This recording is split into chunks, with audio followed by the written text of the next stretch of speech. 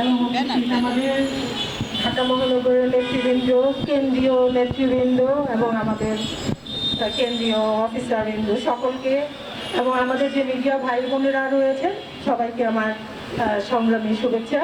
তো আমাদের আজকে আমরা দাঁড়িয়েছি এই নারীর প্রতি যে সহিংসতা অব্যাহতভাবে আমাদের রয়েছে চলমান সবসময়। তো গত মহিলা পরিষদ, বাংলাদেশ মহিলা পরিষদ গত 53 বছর ধরেই এই নারীদের নিয়ে, নারী অধিকার নিয়ে, নারী মুক্তির জন্য কাজ করে যাচ্ছে। সবসময় তারা রাজপথে রয়েছে, আমরা সবসময় ছিলাম, আছি, থাকবো।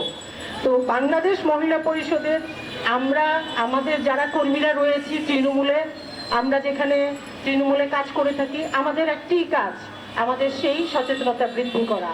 আমরা চাই আমাদের নারীরা নিরাপদে ঘরে থাকুক, বাইরে থাকুক। আমাদের বিভিন্ন সময়ে বিভিন্নভাবে বলা হয় মেয়েরা এইভাবে চলবে, ওইভাবে চলবে, মেয়েদের জামা কাপড় ঠিক নাই, ওড়না ঠিক নাই, বিভিন্ন ধরনের আমাদের কথা শুনতে হয়। কিন্তু আমরা তো দেখলামই, আমরা তনু হত্যার সময় দেখলাম যে হিজাব পরা সেই মেয়ে কিন্তু ধর্ষণের শিকার হয়েছে। একইভাবে আমরা দেখলাম মাগুরার মেয়েটি, যার সে নারী হয়েই উঠেনি, তাকেও সেই ধর্ষণের শিকার হতে হলো এবং মৃত্যুবরণ করতে হলো। তো আমরা চাই এই যে পাশবিক নির্যাতন, অত্যাচার এবং নারীর প্রতি যে সহিংসতা, এগুলো বন্ধ হোক। এগুলো বন্ধ করার জন্য আমাদের সবাইকে সচেতন হতে হবে। এখানে আমরা আজকে আপনারা সবাই সেই যে ডিজিটাল যুগে আমরা আছি, এই ডিজিটালের সমস্ত টুলসগুলো কিন্তু আমরা ব্যবহার করে দেখি। আমরা ব্যবহার করে থাকি বলেই আজকে কিন্তু অতি সহজেই সকল খবরগুলো পেয়ে যায়। তো আপনারা দেখে থাকবেন, ফেসবুক বলেন বা টুইটার বলেন, যেখানেই বলেন, এই যে আমাদের পর্নো সাইট, সেই পর্নো সাইটগুলো কি আমাদের বন্ধ হয়েছে? হয়নি। সেখানে আমাদের কি দেখতে পাই? সেখানে আমরা একটা জিনিস স্ক্রল করতে গেলে আমাদের সেই পর্নো সাইটের যে কোনো একটা জিনিস চলে আসে। এবং আমাদের যে বিশাল জনগোষ্ঠীর হাতে কিন্তু স্মার্টফোন সারা বাংলাদেশে, সেই স্মার্টফোনে আমরা কিন্তু সেই অনলাইনের মাধ্যমেই কিন্তু আমরা সেই জিনিসগুলো দেখতে পাই। এবং সেখানে কিন্তু আমাদের যে এই বিষয়ে যারা জানে না, সেইভাবে বোঝে না, সেই জিনিসটা দেখে সে কিন্তু বাস্তবে একটা অপব্যবহার করার চেষ্টা করবে। তো এই জায়গাগুলো কিন্তু আমাদের সচেতন হতে হবে, সরকারকে সেই জায়গায় দৃষ্টি দিয়ে সেগুলো বন্ধ করতে হবে, সেই পর্নো সাইটগুলো বন্ধ করতে হবে। যদিও ইতিমধ্যেই ঘোষণা দিয়েছে সরকার যে আমাদের সেই পর্নো সাইট বন্ধ করবে এবং থাকবে না, কিন্তু তারপরেও আপনারা প্রত্যেকের হাতেই স্মার্টফোন আছে, আপনারা দেখে থাকবেন, এখনো কিন্তু বন্ধ হয়নি। আমাদের সেই স্টলের সাথে সেই যে বিভিন্ন ধরনের ক্যারেক্টারগুলো চলে আসে।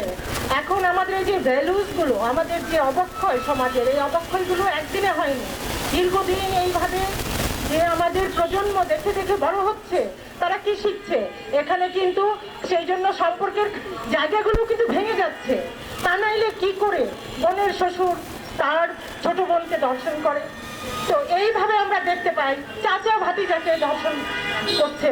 তো এই যে ভ্যালুসগুলো ভেঙে যাচ্ছে, সেই জায়গাগুলো কিন্তু আমাদের এই সাইকোলজিক্যালি আমাদের কিন্তু এগুলো ভাবার সময় এসেছে।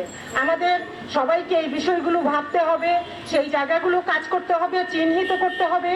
এবং সেই দায়িত্ব কিন্তু শুধুমাত্র নারী আন্দোলনের সংগঠনের নয়, এখানে প্রত্যেকের যে সংগঠনগুলো রয়েছে, প্রতিটা সংগঠন বলেন, মিডিয়া বলেন, ইলেকট্রনিক মিডিয়া বলেন, প্রত্যেককে এই ব্যাপারে কিন্তু সচেতন হতে হবে।